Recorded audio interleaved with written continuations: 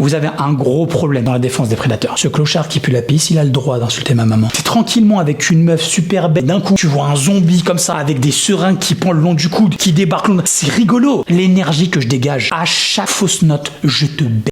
L'énergie que tu dégages, toi, oh t'es bourré, je comprends. Oh t'es SDF, je comprends. Oh t'es migrant, j'en ai rien à foutre. Migrant, drogué, SDF qui a perdu sa maman la veille, surveille ton langage et surveille ton comportement parce que je vais te frapper de toute ma force. Crois-moi, je vais te faire miauler. Tu vas couiner, mon grand. Il me fonce dessus à 2h du mat à Paris. Tu viens pour m'attaquer. Tu vas couiner. Qu'est-ce qu'un petit jeune comme lui, il connaît à la self-défense? La plupart d'entre vous savent que je dis la vérité. Certaines personnes refusent de l'accepter parce qu'ils ont accepté des années et des années d'humiliation. C'est comme on leur a appris, il est acceptable de se faire humilier par son patron, il est acceptable de se faire humilier par ses collègues, il est acceptable de se faire humilier par l'État. On vous a formé toute la matrice à laquelle on vous a fait tomber depuis que vous êtes petit. Ce labyrinthe, comme je l'appelle. Dans ce labyrinthe, il y a un recoin qui s'appelle l'humiliation publique.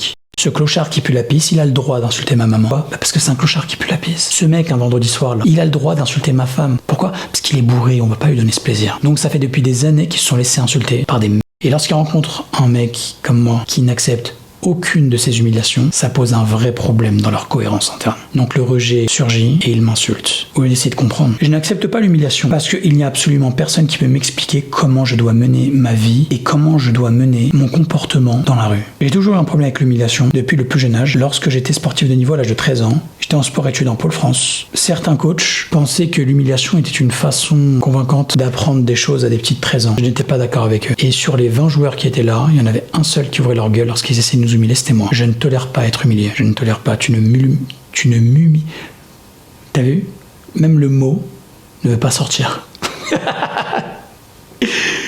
Humiliation, non. Je vais faire des badges, des stickers offerts avec chaque vente de formation. Énormément de prédateurs et d'agresseurs ne veulent pas te prendre quoi que ce soit. Ils veulent ni te voler, ni te frapper. La majeure partie des agressions ont pour première cause l'humiliation. Ils veulent te montrer qu'ils sont plus forts que toi, te montrer que tu es inférieur à eux. Ils veulent te montrer que dans la chaîne alimentaire, ils te laissent vivre. Et c'est là où je veux en venir. Si tu ne sais pas te défendre contre les agresseurs, aujourd'hui tu es en vie parce qu'ils t'ont épargné.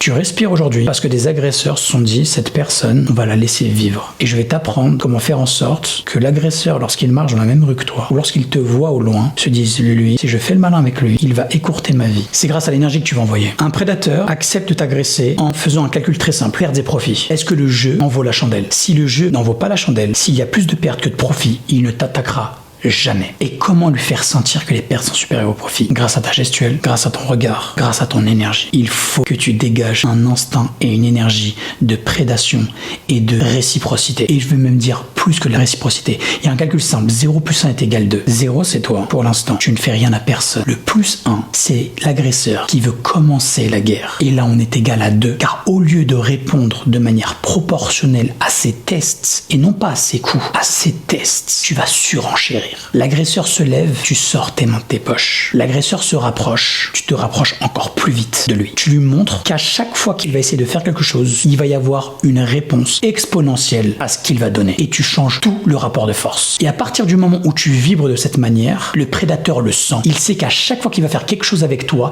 il va le payer au centuple. Il se dit, ce mec, je viens de me lever, il vient de réagir. Je viens de le regarder, il vient de réagir. Je viens de lui parler, il vient de réagir. Quand un agresseur vous parle, quand un inconnu vous parle dans la rue, et vous sentez qu'il est bizarre. Une technique simple d'inverser le rapport de force, c'est de ne pas répondre immédiatement. Je te pose une question, tu réponds immédiatement, tu me montres que c'est moi qui suis au-dessus de la conversation. Je pose des questions, tu réponds. D'où les keufs en interrogatoire, c'est nous qui posons une question. D'où les journalistes de merde, lorsqu'ils se font attraper par quelqu'un qui est plus intelligent qu'eux, et ça arrive très souvent, le journaliste se protège en disant, c'est moi qui pose des questions. Si tu réponds à chaque fois qu'un agresseur te pose une question, il sait à chaque fois que tu vas être dans la réponse et tu vas le laisser avoir l'initiative. Tu viens d'où? Et toi, tu viens d'où, toi? Qu'est-ce que ça peut te faire que je viens d'où? Tu viens d'où, toi? T'inverses directement le rapport de force. Il faut que tu sois tellement rapide à ce genre de petit passe-passe où il va bugger. Parce qu'ils sont pas très subtils. Hein. Croyez-moi, la subtilité, c'est pas eux. S'ils étaient subtils, ce seraient pas des agresseurs qui puent la pisse en état d'ébriété dans la rue qui attaquent des grands-mères. Hein. Ils sont pas très subtils. À un moment, quand il va voir, à chaque fois, il va bugger, il va faire comme ça. Et quand il bug, tu surenchéris là aussi. Je suis comme ça. Faut que ça devienne un jeu. Vous allez me dire, c'est dangereux. Alors pourquoi le compliquer encore plus? Pourquoi en avoir peur? Le fait que ce soit dangereux n'implique pas le fait que tu dois en avoir peur. Et je vais te donner un exemple très simple. Tu prends la voiture tous les jours. La voiture, c'est très très dangereux. Me dis pas qu'à chaque fois que tu mets le contact, tu te chies dessus. Et tu sais très bien que lorsque tu prends du plaisir à conduire, c'est là où tu conduis le mieux. Ben c'est pareil dans la rue. Et c'est pareil dans tous les domaines. C'est pareil en boxe, c'est pareil en baseball, c'est pareil en mathématiques, c'est pareil en ingénierie, c'est pareil en relation. Quand tu t'amuses, tu surperformes. Il faut que vous vous amusiez avec eux. Parce que littéralement, ils sont poilants. Ils sont poilants. T'es tranquillement avec une meuf super belle avec qui tu déconnes et d'un coup, tu vois un zombie comme ça, avec des seringues qui pendent le long du coude, qui débarquent. C'est rigolo. C'est rigolo. Tu fais, wesh, mais il vient d'où lui? C'est Zombieland ou quoi? Après, tu prends la meuf, t'en profites pour la mettre derrière toi, et après, tu fais crève comme ça. Je vais te protéger de ce zombie. Ça devient marrant. Et le fait que ce soit marrant, premièrement, tu ne te neutralises pas avec l'acide lactique. Deuxièmement, tu respires de la bonne manière. Troisièmement, tu es lucide. Quand on s'amuse, on est lucide. Quatrièmement, le prédateur va le sentir. Il va le sentir que tu t'amuses. Et tu sais ce que ça sous-entend? Ça sous-entend la même chose que j'ai dit dans l'autre vidéo. Ça sous-entend que tu n'as pas peur. Pourquoi il s'amuse? Pourquoi il se chie pas dessus? Pourquoi il n'a pas la gorge qui commence à se nouer? Il a du mal à prononcer ses phrases. Pourquoi? Parce qu'il a l'habitude de vivre ce genre de moment. Et s'il a l'habitude de vivre ce genre de moment, il sait très bien où je veux en venir. Toutes mes techniques. Donc autant arrêter tout de suite et trouver une proie plus facile. Tu n'as pas besoin d'être le plus fort. Tu as juste besoin d'être plus fort que les plus faibles. C'est tout.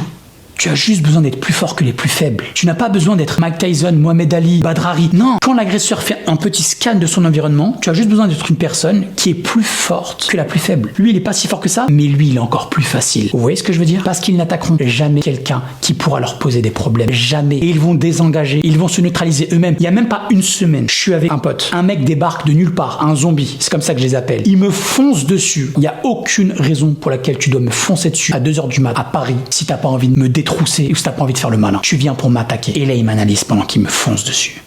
D'accord? Il est à peu près à 20 mètres. Il surgit de nulle part. Il voit que je l'avais vu. Il voit que je reste calme. Il voit que je me mets de profil. Que je mets mon téléphone dans ma poche. Et que je l'attends avec les deux mains prêtes à l'emploi. Qu'est-ce qu'il fait? Il se rapproche de moi et il veut me serrer la main. On ne se connaît pas. Il est 2h du matin à Paris. Il a voulu m'agresser. Et il a changé très vite de stratégie parce qu'il a vu que j'allais le... Il a eu raison de changer de stratégie. Il a eu raison. C'est exactement ce qui va se passer. Ils vont commencer à désengager, à désamorcer. Un autre exemple, quand tu marches dans la gare, au quai du métro, etc., très fréquemment, un taré qui insulte tout le monde. Bizarrement, il ne m'insulte pas, moi. Je suis magique, je suis extraordinaire, je fais 2,15 m et 200 kg. Non, je fais 1,75 m et 75 kg. Ouais. Et j'ai plutôt une gueule tranquille, tu vois. Pourquoi il arrête de m'insulter? Pourquoi il t'insulte, toi? Pourquoi il insulte tout le monde? Pourquoi il insulte cette femme, cette grand-mère, ce petit-là? Hein? Et il m'insulte pas. Pourquoi? Parce qu'il a senti dans mon énergie que j'allais l'enculer. Dans mon regard, dans mon énergie, il y a quelque chose qui lui a dit: toi, t'es pas si fou que ça. Et même si tu l'étais, j'en ai absolument rien à foutre. Hausse le ton, brise la mesure, et je te casse en deux. Donc, ta gueule, sale fils.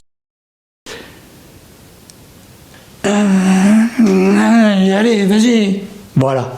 Moi, ça commence à parler dans sa barbe. Tu fais bien de parler dans ta barbe, petite merde. Tu fais bien, gros. Après, il y a des mecs qui vont me dire quoi, là, dans les commentaires? Ou même des meufs, parce que, j'avoue, mesdames, vous avez un gros problème dans la défense des prédateurs. D'accord? Les personnes qui les défendent le plus, c'est vous. Et les personnes qui s'en plaignent le plus, c'est vous aussi. C'est un sujet passionnant, qui me passionne, comme vous le voyez. Arrêtez de prendre la défense des agresseurs. Non, mais c'est un clochard. Non, mais j'en ai absolument rien à foutre, un clochard bourré. Je m'en branle qu'il a des difficultés dans sa vie. Il vient de se faire licencier? Il vient d'être cocu? Est-ce qu'il vient de découvrir que tous ses enfants sont d'un autre père? Non, j'en ai rien à foutre. D'accord? Si hier sa mère s'est suicidée, tu surveilles ton comportement en ma présence. J'en ai rien. Moi, j'ai eu des nouvelles catastrophiques dans ma vie. Je te les ai fait goûter? Je t'ai humilié? Non, je m'en branle des épreuves que tu vis en ce moment. Tu fais attention à ton comportement en ma présence. Il va falloir que tu deviennes comme ça. Arrêtez de toujours leur trouver des excuses. Arrêtez de toujours leur donner le bon soupçon. Parce qu'ils le sentent. Parce qu'ils savent que vous jouez à ce jeu. Lorsqu'ils vont se rapprocher de vous, ils vont savoir que vous êtes une cible facile. Vous comprenez pourquoi c'est important? L'énergie que je dégage, c'est à chaque fausse note, je te baise. L'énergie que tu dégages, toi, c'est « Oh, t'es bourré, je comprends. Oh, t'es SDF, je comprends. Oh, t'es migrant. J'en ai rien à foutre. » Migrant, drogué, SDF qui a perdu sa maman la veille, surveille ton langage et surveille ton comportement parce que je vais te frapper de toute ma force. Je sais où frapper et comment frapper. Crois-moi, je vais te faire miauler. Tu vas couiner, mon grand. Tu vas couiner. Et cette énergie, tu peux la sentir. Et cette énergie neutralise. Je n'ai même pas besoin de te toucher. Tu sais ce qui va se passer. Alors tu vas attendre un autre candidat, une autre proie plus facile. Voilà pourquoi ce que tu penses a un impact direct sur leur manière de se comporter avec toi. Pour aller plus loin, je fais du coaching 1 à 1. C'est pas des assistants, c'est moi-même qui te coach. En 2 semaines, la rue sera ton domicile. Tu ne deviendras pas SDF, mais tu vas corriger tous ces encres et beaucoup t'amuser. Tu vas t'amuser, il faut s'amuser. Un zombie qui te court après avec une seringue dans le coude, moi je trouve c'est rigolo. Fuego.